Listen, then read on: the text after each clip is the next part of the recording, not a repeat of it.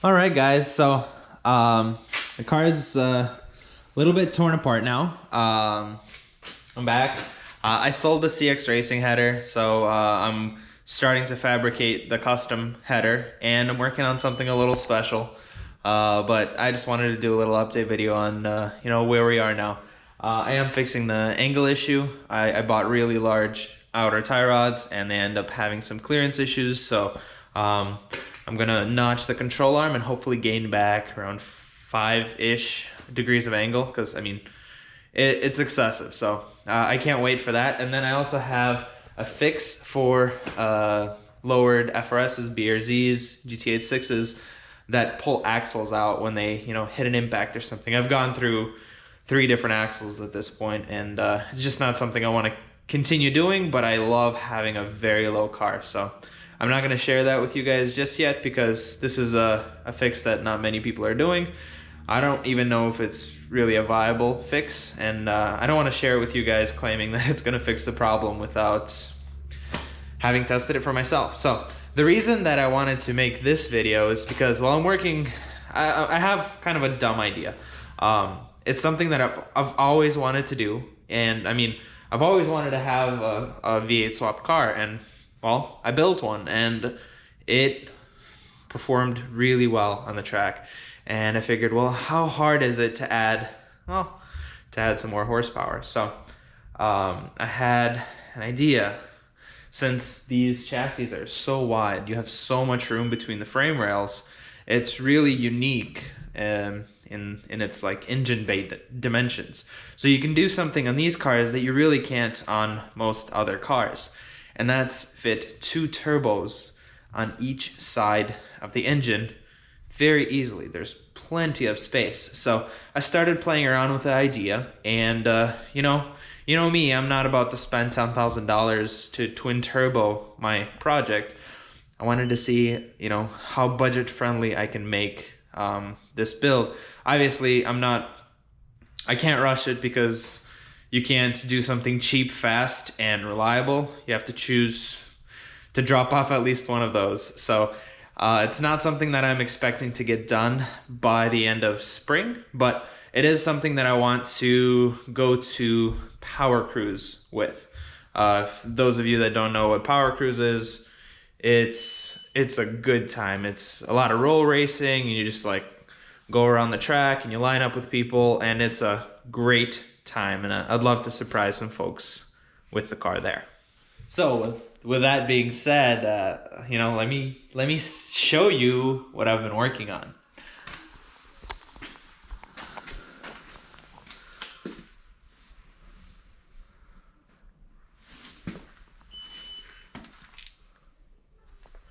Your eyes are not deceiving you. Those are twin GT35s hanging off the side of this crusty, disgusting LM7.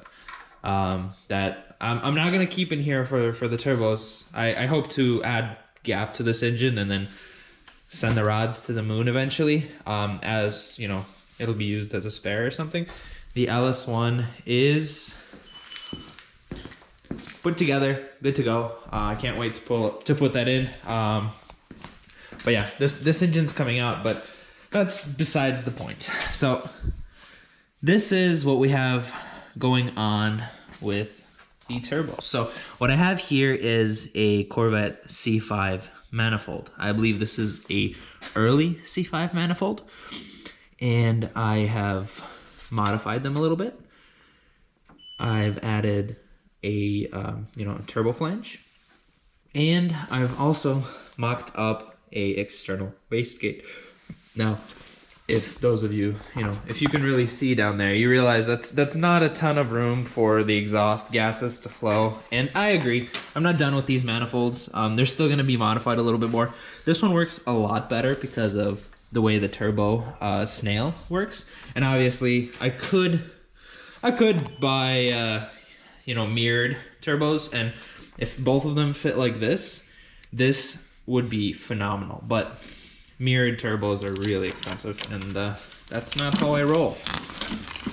But anyway, this is what we have to work with. The external wastegate, mounted like that. Turbocharger mounted right below it. And it would drain right into the oil pan right there. So I realize that's not a ton of gravity to really drain that turbo, and I really am gonna try to avoid using an oil pump or external tank of some sort that pumps the oil back into the engine. I really want to avoid anything like that at all costs.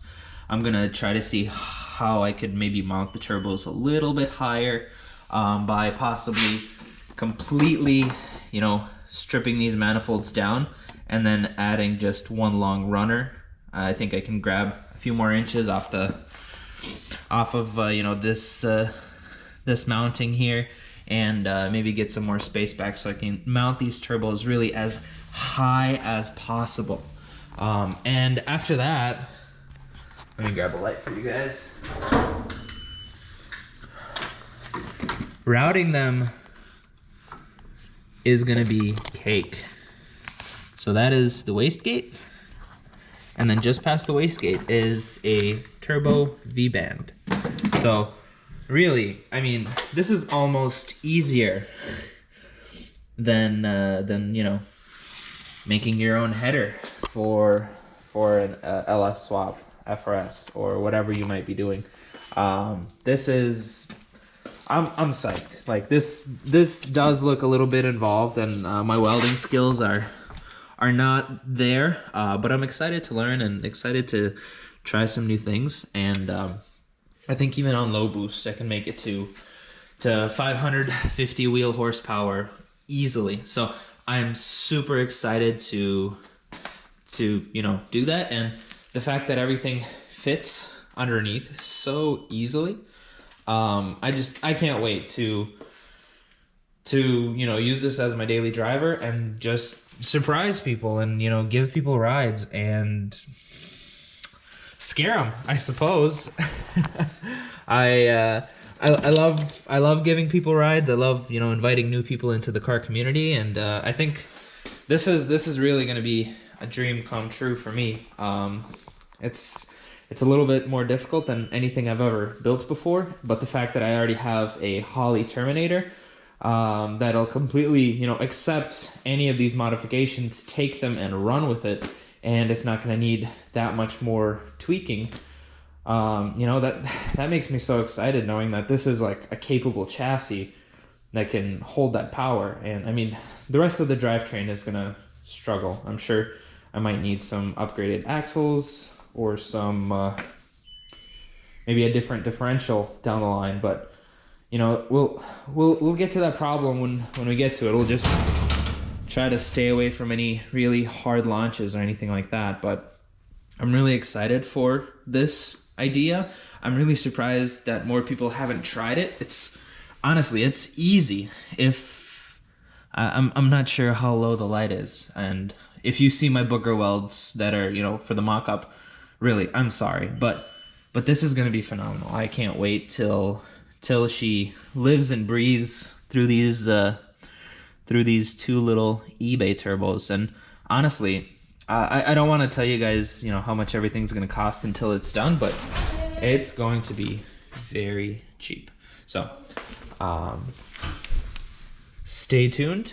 I am going to be taking these off for a little bit, and then I'll mount them onto my LS1 engine so you can maybe get a better understanding of what needs to be modified. Because these manifolds are very cheap. Anybody could pick these up and hack them up a little bit and pretty much put this together. This is pretty easy. If your welding skills are there and you have a grinder, you can put this kit together. So I'm excited to see if maybe somebody else has put anything like this together, and if you did, please comment, let me know. I'd love to see it. I'd love to see new ideas. I've always wanted a large single right here, but if you guys know, there's not a lot of room for like a large diameter exhaust pipe to go all the way back, and I'd hate for the exhaust to be banged up all the time, because again, I want to be very, very low in this car. So I don't want one large exhaust pipe going back. I would prefer two smaller ones so that I can maybe even oval them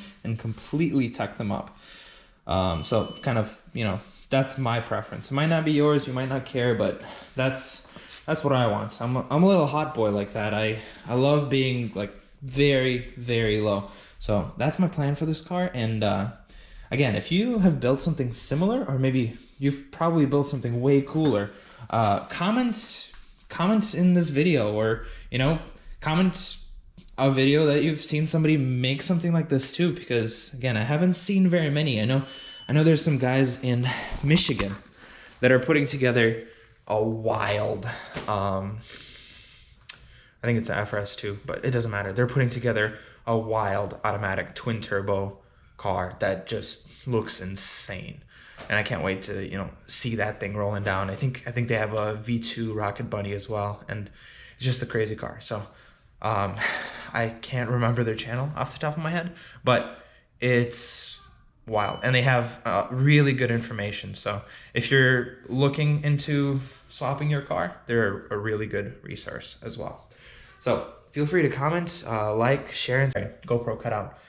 If you want to follow along, I do plan on recording more, but man, it has been frigid here in Minnesota, and there's been some other things going on as well. So I am planning to record a lot more and post a bit more often. If you want to follow along with the project, I am going to be rebuilding my T56 within the next 2 weeks or so. I am going to record that, and if you've ever wondered if you can rebuild a T56, let me tell you, if I can do it, you can do it. So if you like this kind of stuff, please subscribe, stay tuned, and share it with somebody else that might like this kind of stuff too.